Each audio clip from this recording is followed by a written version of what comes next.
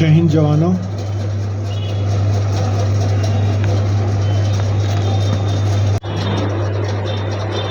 आवाज़ जा रही होगी अब, तो सभी जवानों को मेरी तरफ से जय हिंद।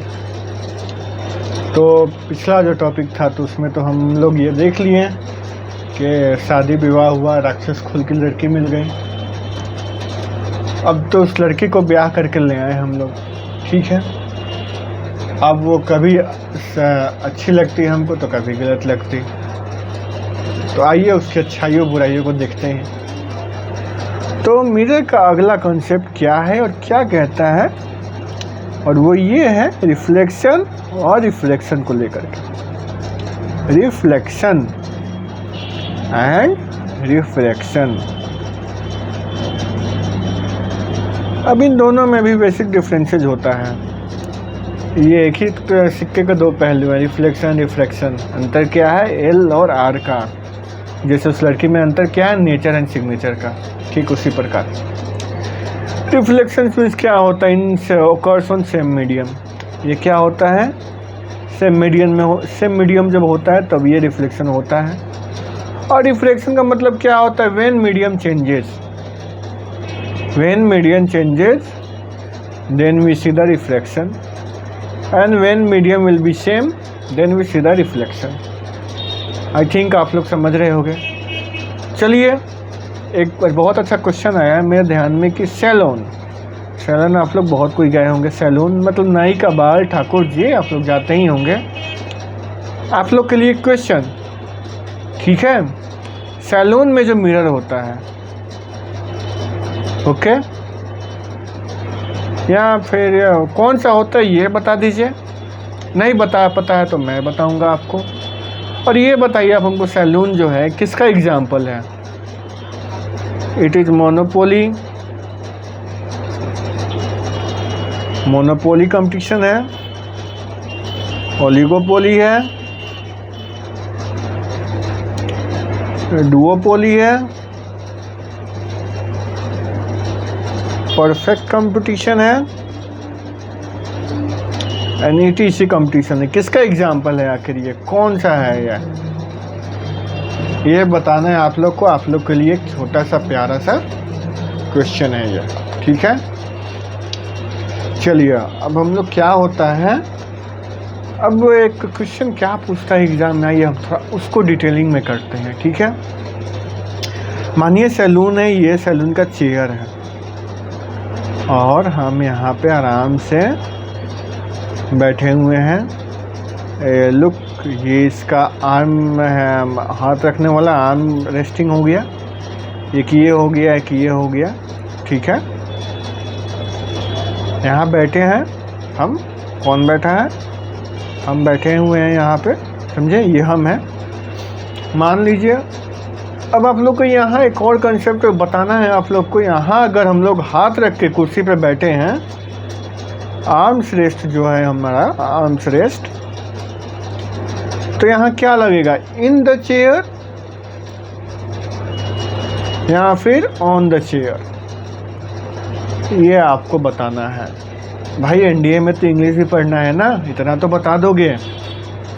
यहाँ दो कंसेप्ट है, हिंट दे देता हूँ पहले ही। एक तो चेयर पे हम बैठे हैं और चेयर पे हाथ रख के बैठे हुए हैं, मीन्स उसके आर्म्स पे, तो क्या लगेगा यहाँ पे, ये आपको बताना। In the chair, on the chair, आप लोग इसका रिप्लाई जरूर दें।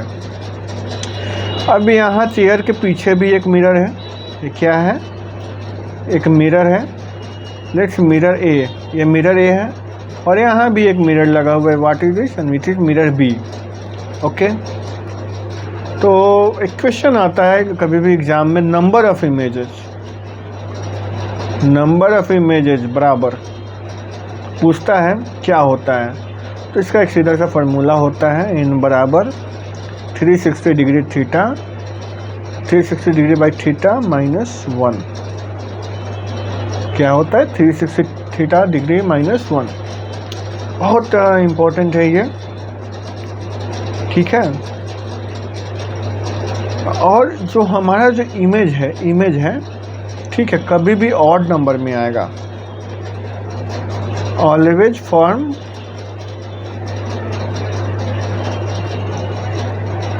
Odd number of images.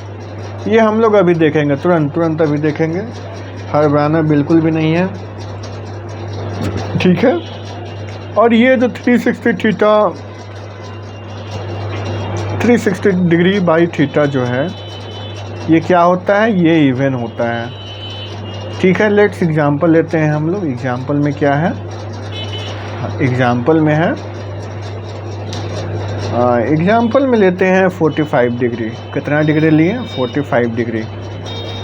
तो यहाँ चलिए पहले इवन को देख लेते हैं। 360 डिग्री बाई 45, 9 पच्चे का 45, 9 चौक 36, 0, 5 8 बार में 8 आया। अब क्या है, इतना माइनस इतना, तो 8 माइनस यहाँ है ना, 360 डिग्री माइनस 1, 8 माइनस 1 कितना आया, 7। मतलब अगर इमेज अगर 45 डिग्री पे है, कितना इमेज फॉर्म होगा, 7 होगा फॉर्म। समझ में आ गया। इसी कारण कहते कितना भी होगा इमेज फॉर्म बनेगा तो ऑड नंबर ही होगा, इवन नहीं हो सकता वो।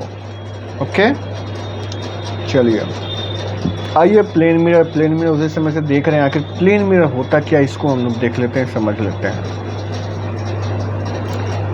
प्लेन मिरर,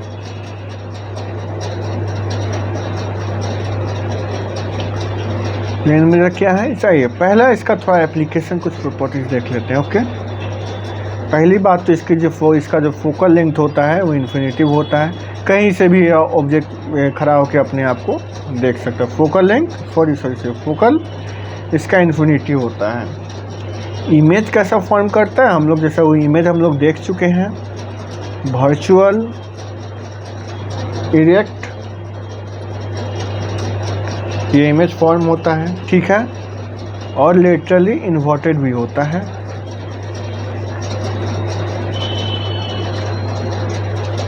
लेटरली इन्वर्टेड भी होता है। और वही है जो हम पहले बताए थे, आप लोगों को जो कॉन्सेप्ट दिए थे पिछले वीडियोज़ में, कि हम इसके जितने दूर होंगे ये उतना ही पास आएगा, पास बनता है इमेज, और जितना ही पास जाता है मिरर के उतना ही दूर बनता है ऑब्जेक्ट इमेज। तो it appears as far behind the mirror as object is in front of it। तो उम्मीद करते हैं समझ गए होंगे आप लोग इस चीज़ को, इस कंसेप्ट को, ठीक है। आइए